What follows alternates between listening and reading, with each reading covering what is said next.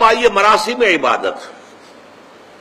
یہ قنوت بھی اللہ کے لیے ہے، جھک کر کھڑے ہونا، اسے قنوت کہتے ہیں. قانتین، قانتون.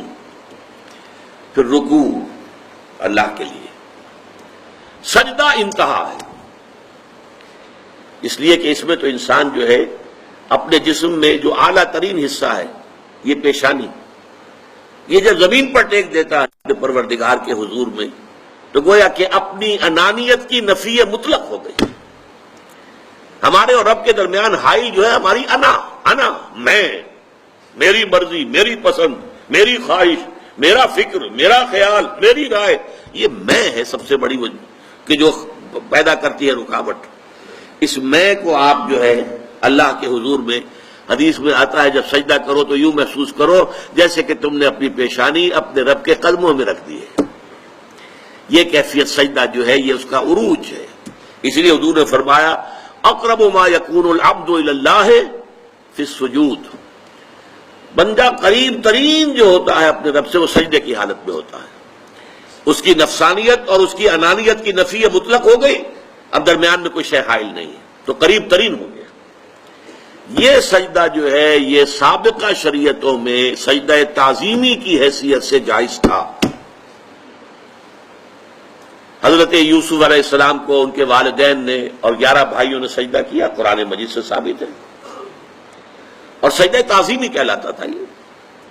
لیکن شریعت محمدی میں آ کر توحید کی جو تکمیل ہوئی ہے اس کا ایک مظہر یہ ہے کہ سجدہ کسی کے لیے نہیں ہے سوائے اللہ کے.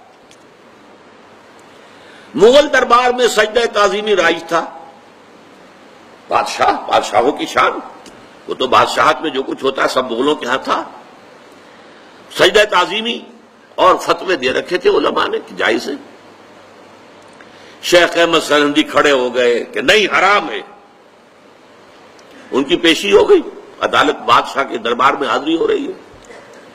لوگوں نے کہہ دیا کہ وہ جھکے گا نہیں، لہذا ایسا کرو کہ ایک دیوار سی بناؤ، اس میں کھڑکی بناؤ، تو بادشاہ کی طرف جاتے ہوئے اسے اس کھڑکی میں سے گزرنا پڑے گا تو سر جھکا کے گزرے گا.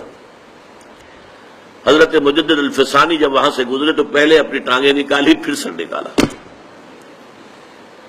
گردن نہ جھکی جس کی جہانگیر کے آگے، جس کے نفس گرم سے ہے گرمی حرار. حاضر ہوا میں شیخ مجدد کی لحد پر، وہ ہند میں سرمایہ ملت کا نگہباں، اللہ نے بر وقت کیا جس کو خبردار. گردن نہ جھکی جس کی جہانگیر کے آگے، جس کے نفس گرم سے ہے گرمی حرار.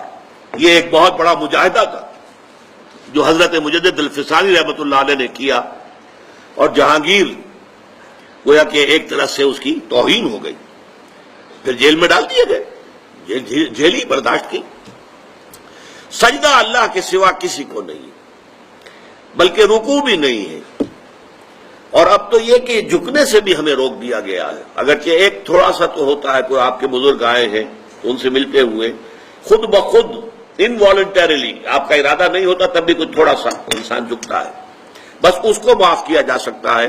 باقی یہ کہ انسانوں کے لیے کسی کے لیے اب کجا یہ کہ جو قبروں کو سجدے کیے جا رہے ہو تو یہ تو اب کہاں سے کہاں بات پہنچ گئی.